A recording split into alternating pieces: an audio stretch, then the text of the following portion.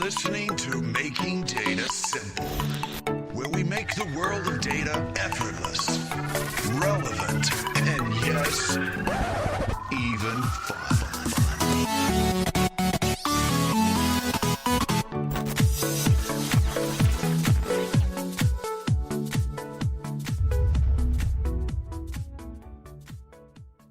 Welcome to the Making Data Simple podcast. Appreciate you being here. And let me start with this. Mr. Michael Sestak, how did you find a way onto my podcast? That's my first question for you. Al, thank you very much for the invitation, first of all. It is awesome working with you at IBM. Let me first say that. You're one of the managers that I am always graced to work with each week. It's always a pleasure, and I'm actually very honored that you've asked me on your program. You realize this is the Making Data Simple podcast and not the Make Al Look Foolish podcast. I understand that. Al, your videos at IBM have become the most popular ones of anyone out there, and it's because you're not afraid to be natural on camera. What the listeners don't know about Michael says, well, let me back up. Why don't you tell the audience what you do, and we'll start from there. Sure. Well, I've been working with video and audio for at least the past 20 years.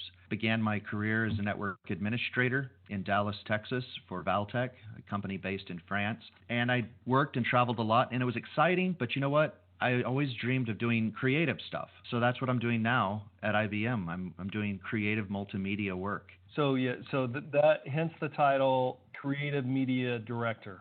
Right. Now. Everybody's dealing in some way, in some capacity with their jobs today using technology. But I always thought if you could marry creativity to the technology, then you'd have like the best of both worlds. I remember back in my youth doing these writing assignments, creative writing. And there were these take the wheel assignments that I was given where you would have to be given the first paragraph of a story, and it was your responsibility as the writer to finish it. And I was always in awe over this because I thought, wow, I have so much power because I can take the story in any direction I want. And then when I was a teenager, I got my first camcorder, and I started taking videos with the family and friends and carefully directing each scene and then piecing it together. You could start from a blank slate and create something that did not exist before, and it would have your creativity, your signature on it. That was just a remarkable thing to me, and I feel so excited that I'm actually able to do this full time at IBM. So that's good. I am too. I got a few comments on that.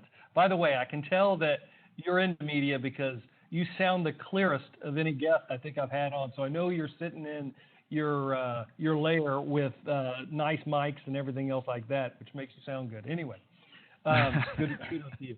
But I think you try all your weird ideas on me. Do you not? I mean, like if I go down the list, even to the point, I've got a Slack picture that I put out there that's Photoshopped that you pressured me into putting out there.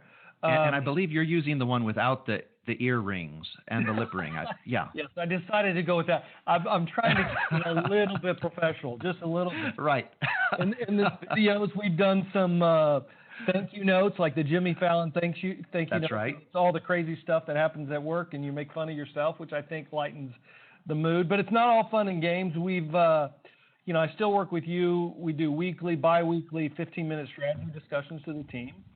Yes. You do all hands videos. Then you also work with clients. We do client references and strategic or presentation strategy pitches.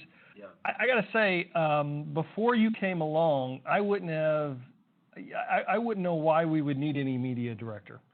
Right. In fact, I talk to colleagues that lead other companies, that run other companies. They're saying, we can't afford that. And now, I'll be honest with you, since you came along, I honestly don't know how you can afford not to have it, given the communication, the level of engagement, et cetera, that you drive. I don't know. I'm gonna have some fun with you, and this is my turn to have fun with you on this podcast. But I got to give you some credit right off the top because you've really changed some of the culture. So thank you for that. Well, thank you, Al. You're too kind.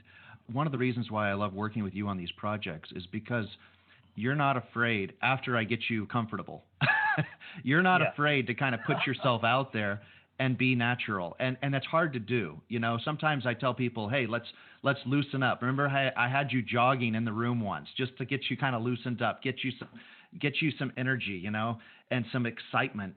And sometimes people feel like they have to be really stiff and serious on camera, but actually nothing could be further from the truth. It's important for people to be able to relate to you as an individual. And one of the ways that people relate to you is to show that human side, to show that you're not just a big, scary executive and that you're a human being just like anybody else. You can laugh, you can smile, you can tell a joke. And when you do that, it helps you to be approachable. And I think that's one of the powers that multimedia has in an organization, especially when you're dealing with a large organization like IBM, where we have thousands and thousands of people, and it's impossible to shake every one of their hands and get to know them on an individual basis. So one of the ways you can do that is by putting yourself out there in video content and helping people to learn more about you and helping to communicate your message to them in a digital way. And so that's where the power is today. And I just think it's really fun. Not all executives feel as comfortable as you do on camera, but I think the reason why you do what you do is because you trust me to make sure that the final product that I release is going to actually be good. You know, it's going to make you look good in the end, even if it is a little silly. Well, I do trust you, but I keep get this sneaking feeling that someday I'm going to look on YouTube and there's going to be all out there that we've done. And you're going to be making a huge amount of money, cash over all those. Never. I would never betray our trust. Never. I do trust you. The thing I like about it is like you can write things down. And I still do it. I still do blogs, etc. There's something different when you do like a 15-minute strategy discussion, something that can be easily consumed. Everybody's so freaking busy right now. Phones, interrupting their day, etc. So 15 minutes, if you can get that, you can drive a heightened level of engagement. But so let me ask you this. You've got a unique role at IBM, that, as we talked about, creative media director. How do you describe your role? And before, as you're getting ready to answer that, you know, if I look along your history, or your previous role was engagement manager. Before that, you were a program manager of talent. You did project management at Script Pro, and you've got a degree in human resource management. Is what you do really about engagement? I mean, that seems like a theme of engagement. Yeah. It's interesting. I actually entered IBM in a people operations role doing recruitment and onboarding. And it was funny because at the time I didn't really know how this particular job role would benefit my ultimate career path. But at the time I was just so honored to have the opportunity to work for a Fortune 100 company like IBM, really one of the greatest technology companies in American history, spanning an entire century. I mean, IBM was founded in 1911. IBM computers put astronauts on the moon. They even invented the UPC code, which is still in use today. The floppy disk, hard drives, the database, memory, and even LASIK eye surgery was invented by IBM, something that has impacted the lives of millions, including myself. I had LASIK surgery back in 2000 and what year was it? 2007. And it was one of the best things I ever did. I hated wearing glasses. And I had no idea at the time that I had IBM to thank for that invention. So, you know, I started at IBM in 2015, and I enjoyed the social people aspect of the job, working in a field related to HR. But I was still missing that creative side of things that I had always longed for. And I remember I had finished my second year at IBM, and it was an end-of-year review with my manager. And she says, what would you like to do to grow your career, and how would you like to develop yourself? And I was really honest with her, and I just said, I really wish I could move into a creative role at IBM. She took my idea and she took it to her manager, and within less than 30 days, my wish was granted. And they offered me an opportunity to segue into a multimedia role. I didn't know it at the time, but one of our executives in the analytics space had gotten a little bit tired of paying these exorbitant fees to third-party vendors for anything he wanted to do with video and audio. And if you could see some of the price tags on these things, your jaw would hit the floor when you see what we pay for some of this stuff. And so his solution at the time was, well, maybe we'll just cut back on video. But we had another person, his name was Joe Schutzman, who said, well, why don't we, instead of cutting back on video, which is the future, why don't we just hire a team internal to IBM that can do all of this stuff for us without nickel and diming us with every project we want to do? And so that's kind of what gave rise to my role in the analytics space. How do you measure success in that role right now then? Seeing how many people have eyes on what I'm doing, seeing how many people I'm able to touch and impact with the content I'm creating.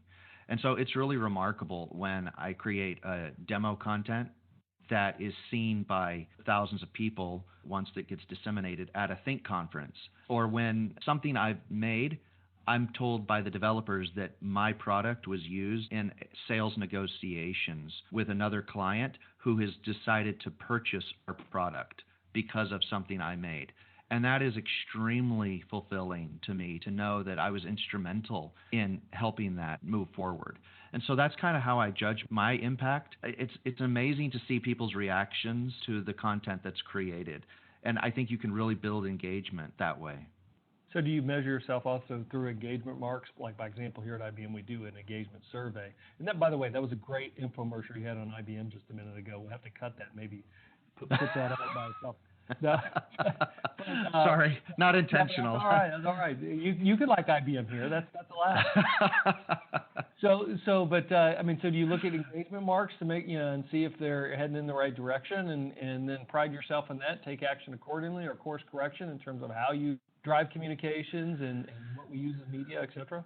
One of the things that's helped in that regard is using a unified platform for content uploads and disseminating that content on UStream. And IBM acquired UStream a few years back, and since that time we've rolled it out internally to many of our business units. And ultimately that's really helped me do my job better, because it creates a single repository that's very user-friendly for me to upload my content, auto-captioning capability. It has the ability for me to share the content. Also has analytics built in, so I can see how many people are watching it.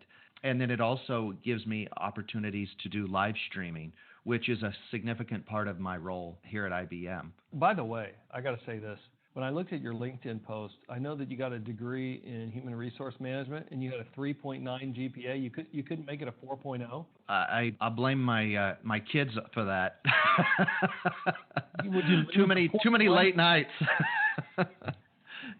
Right. People don't know how many kids you have these days. You haven't figured out what causes that problem. How many kids do you have? I haven't. No. I need to look up a YouTube video on that or something. I've got 5 kids. Yeah, ages 9, 7, 5, 3, and 2. They're the cause of the 0.1. They are. I blame that completely on them. Exactly. Right, good. If I'm a company, when should I be thinking about a creative media person like yourself or director like yourself? On the one hand, I've got a lot of friends or a few friends that have startups or small businesses, and again, they're some of the folks, and you can understand why they'd say this. Hey, I can't afford something like that. You're IBM or whatever the case may be, which is, I don't think they understand the expense controls we're under.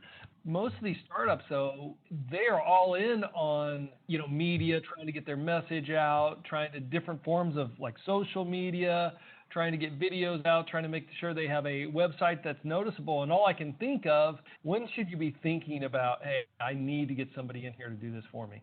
You're right. Every single company today, large or small, needs video to get their message out. That's the future. The majority of content today is being digested on platforms like YouTube. It's the future, and so you can't get away from it. And so you might as well come to terms with the fact that this is going to be a major part of your business strategy moving forward. And if you don't have a budget for it, then your marketing department is going to suffer for that. One of the things a company needs to consider is, are they looking for a one-off video that they need to get done for 2019? Or do they want continuous video content for internal and external purposes to be created? If this is a continuing thing they want to see for their company, then they really need to hire someone internal to do that work for them. They should not look at that as something that they can hire out each time. It's too costly.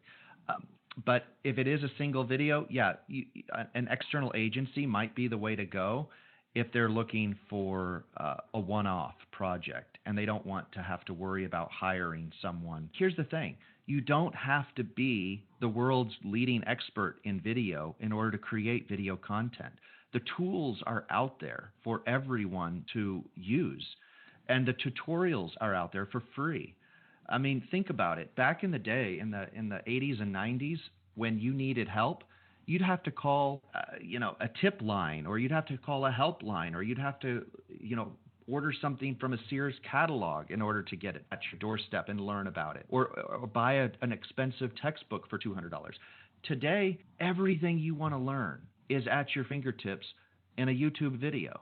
If you're really interested in learning about it and getting hands-on information, it's there. It's all free. So much information is free today. Anybody can become an expert if they really take the time to sit down and do the work. It's kind of like when you and I discuss stock every so often, or stock picks or otherwise. Yeah. About 15, 20 years ago, to get inside information, go into publications, join different groups or otherwise, it costs a freaking ton of money. Now you got this thing called the internet, and you can get all the cash flow analysis, et cetera, that you need. It's kind of ubiquitous. And now you just have to subscribe to Phil Town's YouTube channel. Yeah. Exactly. So I'm with you there. So I talked to a few areas of the content that you do produce. Are there other areas that I missed? What do you spend most of your time working on? I do a fair bit of both internal executive communications, but I also do external video content. And so that could be marketing material. It could be doing reviews of various sites or labs inside IBM, covering what they're doing at the lab, doing demo content with some of our latest technology, our latest product, and really anything that comes my way. I've gotten used to always just saying yes. There's nothing in the 4 years that I've been at IBM that I have ever turned down and said no to. You look at a project and say, well, that's not really in my job description. That's not really my forte. If it's not my forte, then I'm going to make it my forte. I'll learn about it. It's not to say that I always know the answer right off the bat. I don't. But if I'm given a project to do, then I'm going to also make it my priority to learn what I need to learn in order to effectively complete the project. By saying yes to everything, you become a jack of all trades. You become a well-rounded individual who knows a little bit about everything. That's so important. And here's one of the reasons why. One of the things I quickly learned, you would have some people who would know a little bit about audio editing, or you would have some people that would know a little bit about digital design and Photoshop and Illustrator, and maybe some people that would know a little bit about editing video content. And then there'd be other people that were experts in the actual hardware, camera and video hardware. But very rarely did I ever come across someone who knew all of it, who you could literally go to with anything and they could do it. I wanted to be that person that someone could go to for almost anything, and I could say, I can do that, no problem. Well, I can tell you, I don't even think about it. I just go to you with anything that comes to mind because I think you're the expert.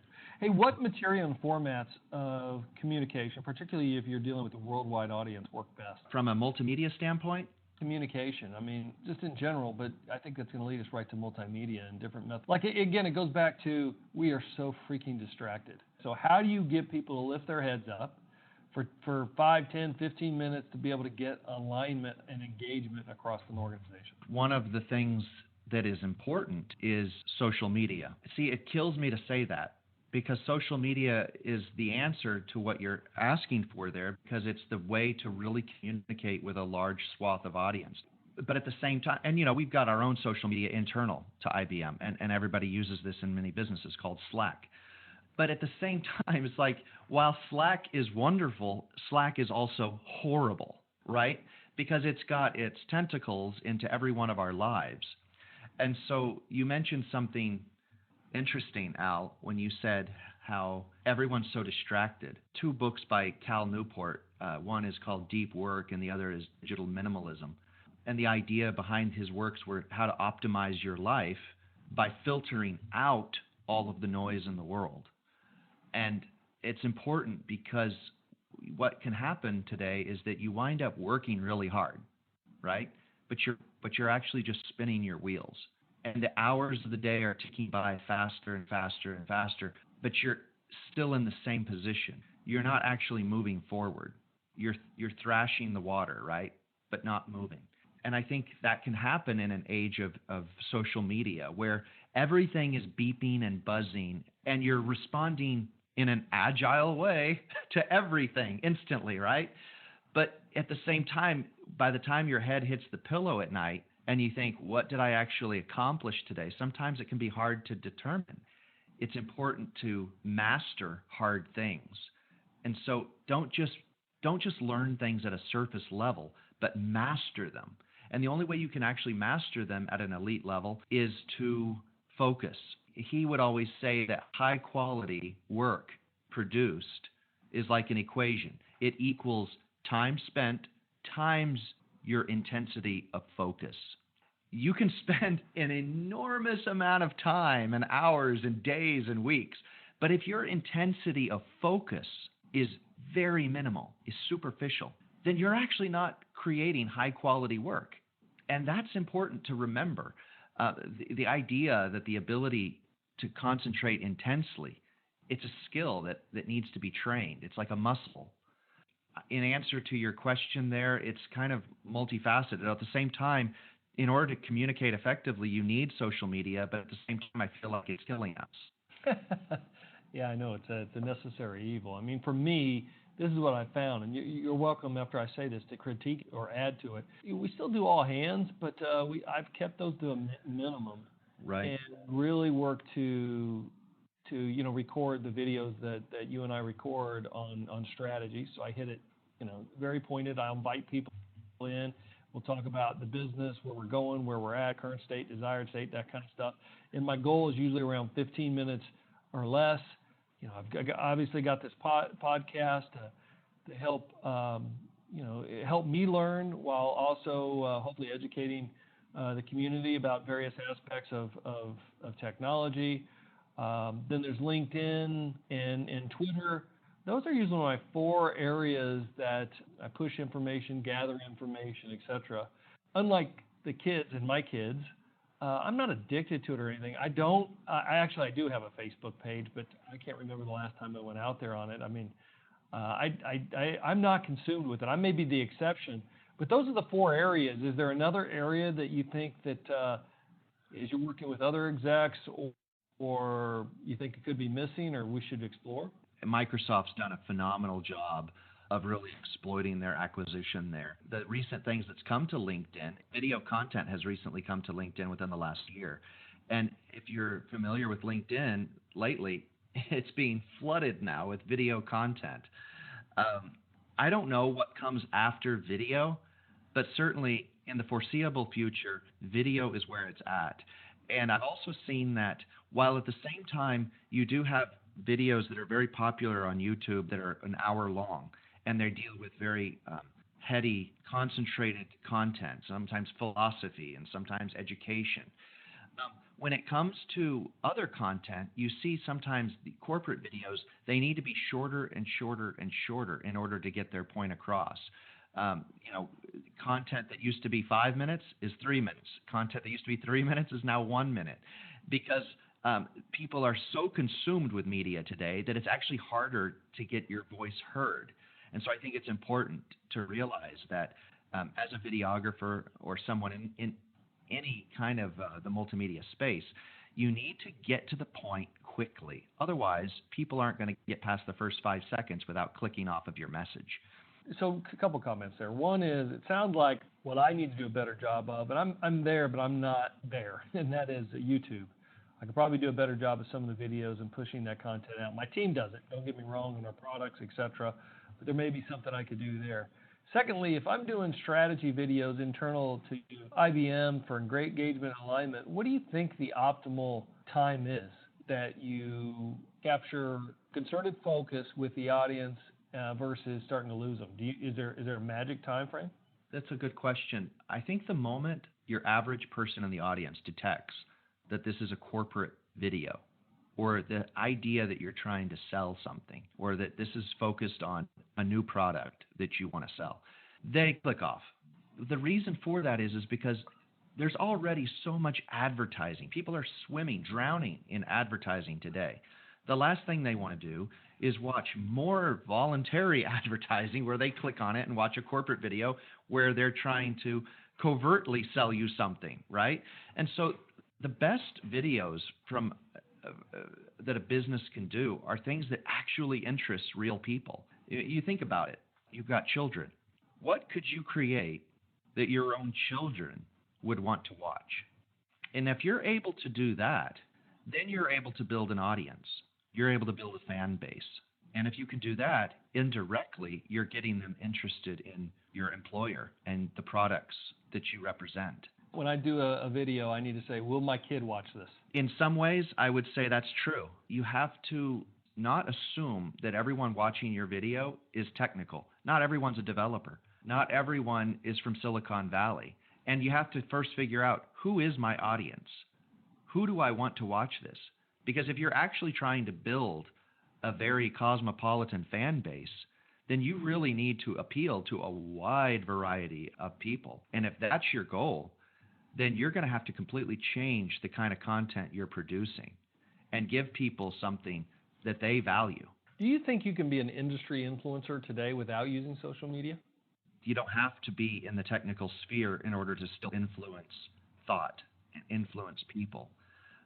But if you want to expand your audience at an exponential rate, then technology is the best way to do that. It's because it's one thing, I mentor a lot of folks, as you might imagine, and they want to be experts in their field. And I tell you what, a lot of the feedback that I give, there's a lot of different things I give, but I find that those that are struggling to be an industry expert also have no presence in social media. And I said, look, I don't see you out here. If I Google you, you're not anywhere to be found. And whether you're Richard Branson, whether you're Bezos, whether you're the President of the United States, they're leveraging that for influence. It seems like it's a no choice to some end. What you're seeing, Al, is sometimes people want to do it the old-fashioned way, the organic way, the off-the-grid way, because they're a little fearful of their digital footprint and what will become of it in time. And so you have people on both sides of the fence, people that have an immense social media presence where everything is at, the Gary Vaynerchuks of the world. But then on the other side, you have people that say, no, I'm going to go the old-fashioned way, and I'm not going to put my entire life story out for people's public consumption on Facebook. Getting people to do that, I think everybody knows that it's the fastest elevator to get notoriety and recognition, but not everybody is comfortable going that route. Well, I tell you what, I was uncomfortable at first, but then I thought, look, I'm not that interesting. I don't understand. 20, 40 years from now, I'll look back and go, boy, damn, was I boring. I worked a lot, and maybe, I knew a lot about a few subjects, but that's it. I don't know what else they would find about me. But right. I guess I could be surprised. So where can people find out more about you, what you're working on, that kind of stuff? They want to get in contact, or if they have questions. Always available at IBM. My contact information's on LinkedIn, and a lot of my work ultimately will appear on our IBM Analytics YouTube page. It's important to always have role models. My personal role model when it comes to videography was Philip Bloom, the British filmmaker. Who's done tons of work with Lucasfilm, Discovery Channel, and the BBC. He actually teaches a cinematic masterclass. Have you ever seen, Al, these masterclasses that you can watch? Chef Ramsay has them for cooking. They've got them for everything, right? Philip Bloom does one that's a cinematic masterclass. I highly recommend it to people if they are interested in learning more about the ins and outs of photography and videography. It's just fascinating to watch how a professional like him does his trade. And then you realize that at least half of what he's doing, if not more, are things that you can do too. And you stand on the shoulders of experts by doing that. And I would just highly encourage people to not be intimidated by the enormity of professional content that's out there. Everyone has to start somewhere, and you can do it with an iPhone, and you can do it with basic tools. You want to edit audio? There's free programs out there like Audacity that are downloadable for free, and they have just as much power as Adobe Audition or Logic Pro X. You want to start editing video and don't want to spend the money right away for Adobe Premiere and Final Cut Pro 10? That's fine. You can start with the pre-installed iMovie on your Mac and begin editing video today. You know, you can start with home videos of family and friends and then work your way up. You'd be surprised how fast you can advance in the field. I think that's a good way to wrap this up, but I've got to do the lightning round with you real quick. Sure. For you, the rules are there are no rules, and this is where I get back. I'm going to try out some of the craziest questions I've asked or ever asked, because it's fitting for you, given the crazy stuff that you make me do on a regular basis. No. I'll start out easy, but I'm gonna ask you some good ones. Let's see if we can get to know Michael Sestak in the lightning round with some good questions. All right. See, I'll start out easy. So, what do you work towards in your free time? Free time. I absolutely love going outside and spending time with my kids and just trying to relax and unwind. It's harder and harder, I feel like, as I get older to actually unwind and de-stress. And so I feel like that's one of the things I love doing, is going out into nature. All right. What are you not very good at? Not very good at. I am a perfectionist, and I am not as patient as I should be. What were you like in high school? I was a bit of a nerd, but I had high aspirations. All right. If you could interview, and these are still easy, I'll get some better ones. If you could interview anyone that's either living or dead, who would that be? Oh my. Winston Churchill would be one. That's a good one, actually. Nicely done. That could be mine, too. What is the last gift you gave somebody?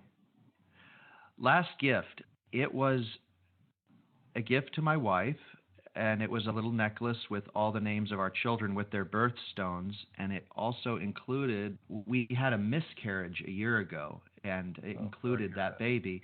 It meant the world to her. It really did. And so, yeah, that was the last gift I gave to my wife. Sorry to hear about that, but great That's gift. all right. What's the last thing you watched on TV, and why did you choose to watch it? It was not The Walking Dead. Oh, let's see. The last thing I watched was The Twilight Zone, the new remake, the 2019 remake of The Twilight Zone. I feel like it could have been so much better. I'm a little bit disappointed. It's not as scary as I would have liked. I had higher aspirations for it. The show's just getting started, and maybe it'll be better in the future. So I'm still crossing my fingers. All right, got it. On a scale from 1 to 10, how weird are you? I think I used to be much more weird. Today, I'm less weird. The closer I get to 40, I'm not as weird as I would like. So, yeah. Oh, don't give me so much. What is that? That was the market ended. So, so answer that again. On a scale of 1 to 10, how weird are you? I would say maybe I'm a 6. Yeah, don't let yourself off easy. You're probably more like an 8 or 9. All right, tell me something that's true that almost nobody agrees with you on. And don't go political on me. Never. Something that's true that nobody agrees with me on. You should have prepped me before this. No, that's the beauty of it. Oh my gosh. Daniel Day-Lewis is one of the greatest actors of all time. I don't agree with you. All right, let's move. What's your go-to order at your favorite restaurant? Oh, Buffalo Wild Wings. I cannot control myself. If you get me in front of some wings, I just lose all sense. Nice. Who would win between Spider-Man and Batman? I would have to say Batman. Yeah, Christian Bale, Batman. Nobody can beat the Dark Knight. And even if you think you've killed him, he'll come back. It sounds like Marvel now. So we click this interview. You win a $10 million. What do you do with it? I always used to tell people that if I won a lot of money, I would keep working. I would not quit my job. That was like 15 years ago, though. Now, That's now true. you quit. I used to tell people that too. So would that not be true, Al? Would you keep working now if you won $10 million? Yes, I'd keep working. I'd probably keep working. What else am I going to do? I would definitely keep working. Last question. I noticed in your history, I mean, you went to school at the seminary, right? Yes. All right, so here's my question. If you're at the pearly gates, what's the first thing that God says to you? I hope it's well done, good and faithful servant. You hope, but what do you think it's going to be? Depart from me into everlasting fire. I don't know, Al. I always used to think when I get to that point, I'll be shown a Blu-ray disc of my entire life. And I can skip from chapter to chapter, but we are all required to watch that disc from beginning to end. That's one of the things I always keep in the back of my head. I think I want to live each moment of life as though one day there might be accountability, and that I need to remember that each moment's precious, and that I can't, in life you can't rewind and do it again. Life's linear and it keeps going forward. And there's no redos, there's no retakes. Reflecting on that's important because you realize I only got one shot at this. I got to make it good. Okay, I think that is definitely where we'll end with. So those were crazy questions. That's my Barbara Walters question that I tried just on you. Maybe I'll keep the ones that are still good, but a little bit crazy. Some of the people are listening out there going, "What the hell? What in the world?" I'm asking that myself. I know. Now you know what I deal with on a regular basis. No, thank you, Michael, for being here. I appreciate it. You gave us a lot of information around media and communication and how to engage, how to align teams. So thank you so much. I appreciate it. We'll put your information in the show notes, so if people have questions, they can contact you, which is probably most likely through LinkedIn or otherwise. So thank you so much. Thanks so much, Al. It's been a pleasure. And listeners, until next time, thank you so much. Talk to you later. Bye-bye. Thanks for listening to the Making Data Simple podcast, where we make data fun. Be sure to visit IBMBigDataHub.com/podcast to access the show notes and uncover even more great episodes. Remember, the views expressed here are those of the host and its guests, and do not necessarily represent the views of IBM. Until next time, over and out.